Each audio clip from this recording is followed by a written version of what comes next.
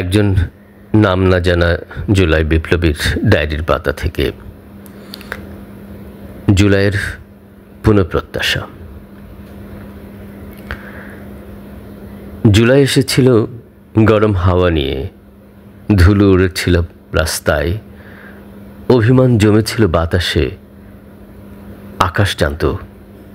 আকাশ জানত এই বারুদ শুধু বাতাসে মিশে যাবে না, কারণ এবার রাস্তায় ছিল না শুধু ক্ষোভ, ছিল সাহস, ছিল প্রশ্নের ঝাঁক, আর ছিল উত্তর খোঁজার এক সম্মিলিত প্রত্যয়। দেয়ালে পিঠ থেকে গেলে মানুষ নড়ে দাঁড়ায়, আর এই নড়ে দাঁড়ানো ছিল নিঃশব্দ বিদ্রোহের ভাষা। তারা বলেছিল, আমরা আর নির্বাক থাকতে পারি না। তারা বলেছিল, স্বাধীনতার 50 বছর পরও যদি বাঁচতে হলে চুপ থাকতে হয়, তবে কিসের স্বাধীনতা?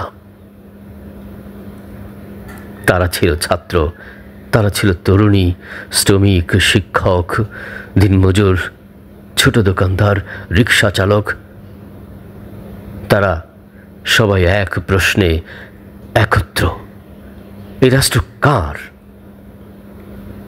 তাদের হাতে বই ছিল, সেই বইয়ের পাতায় যে সত্য লেখা ছিল তা তারা খুঁজে পায়নি বাস্তবে।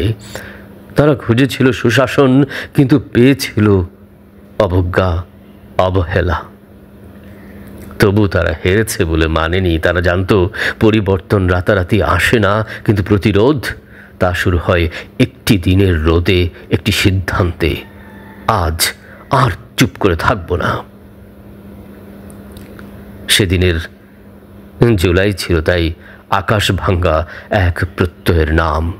হয়তো সে বিপ্লব ছিল না অস্ত্রের, কিন্তু সে ছিল চেতনার, সাহসের, স্বপ্ন ফেরানোর বিপ্লব। মাঠে, মঞ্চে, মোড়ে, মুখে মুখে উঠেছিল একই সুর, বাংলাদেশ আমাদেরও। সেই জুলাই আজও জেগে আছে। সেই পায়ের ধুলো, সেই চোখের জল, সেই নির্ভীক কণ্ঠ এখনো বাতাসে ঘোরে। আমি ভুলতে পারি না এই প্রশ্নগুলো রক্তে গাঁথা, এই স্বপ্নগুলো নদীর মতো চাপা দিলেও ফেটে বের হয়। এই জুলাই ছিল প্রশ্নের, এই জুলাই ছিল ঘাম আর শপথের, এই জুলাই ছিল সাহসী হৃদয়ের, এই জুলাই ছিল প্রত্যাশার এক দুর্দান্ত ডাক। তাই আবার আজ পুনঃপ্রত্যাশা, বাঁচতে হলে যেন আর চুপ থাকতে না হয়।